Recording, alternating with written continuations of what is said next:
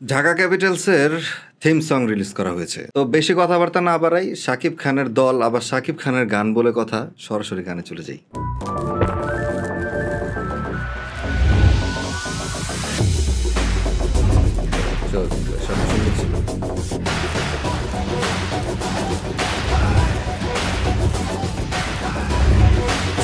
লোকটাই পুরো মাথা নষ্ট। যতবার দাঁড়িয়েছি একসাথে ততবারই এনেছি জয়। জয় ছাড়া ভাবতে শিখিনি কিছু, তাই সেই লক্ষ্যে আর একবার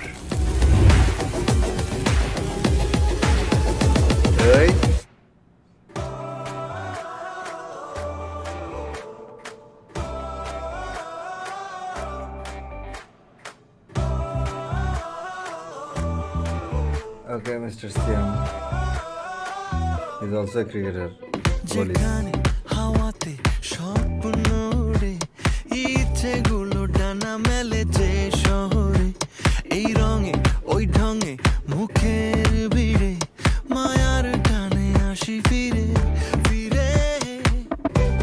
কত জীবনের শত শত আয়োজনে হারিয়ে যেতে চাই বারে বার, খেলার নেশাতে ডুবে আড্ডা গানে, ঠিকানা দিন শেষে তোমার আমার ঢাকা। ঢাকা ক্যাপিটালস সবারই দিনই আসছে। আমাদের ঢাকা। ঢাকা ক্যাপিটালস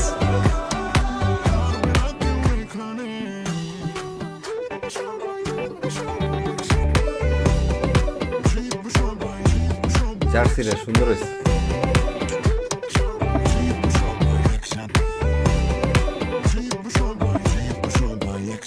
মায়ার শহরে, প্রাণের শহরে, আবার দেখো গাইছে সবাই একই সুরে।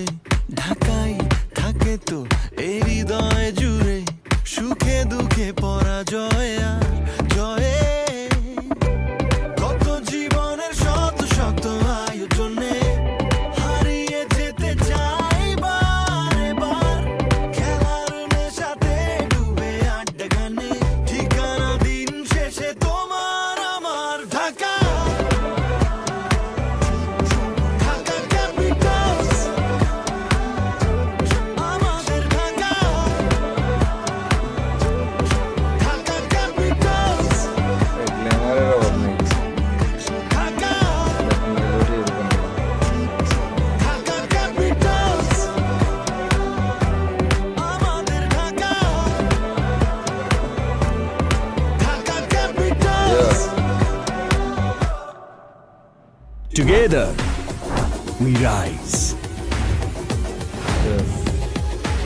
আসলে অনেস্টলি সেইং, মানে গ্ল্যামারের অভাব ছিল না। সিয়াম আহমেদ, ইমন, বিদ্যা সিনহা, মিম, স্পর্শিয়া, দিঘি, এরকম ছোট বড় অনেক তারকারই আসলে আগমন ঘটেছে, কিন্তু মানে গানটা খুব বেশি একটা মনে ধরেনি আমার। হ্যাঁ, খুব গ্ল্যামারাস একটা মিউজিক ভিডিও ছিল। এটা অনেক বড় একটা বিগ বাজেটের মিউজিক ভিডিও এরকম শোনা যাচ্ছিল।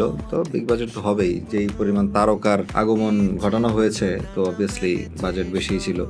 কিন্তু ওই অনুযায়ী গানটা খুব বেশি একটা মানে জায়গাটায় লাগে নাই এরকম লাগছিল। তো বাট যাই হোক, এটা ঢাকা ক্যাপিটালসের হচ্ছে থিম সং। তো থিম সং এর হুড়াহুড়ি পারাপারি ওইরকম একটা ভাইব থাকে। আমার ওরকম হুড়াহুড়ি পারাপারি করতে মন চায় নাই, কিন্তু জার্সিটা খুব সুন্দর ছিল। না, জার্সিটা আমার কাছে খুব ভালো লাগছে। আপনাদের কারো কাছে থাকলে জার্সিটা দিয়ে দিন তো, বা ছোটোখাটো স্পন্সর করলেও আমরা আসলে খারাপভাবে দেখি না, করে ফেলতে পারেন।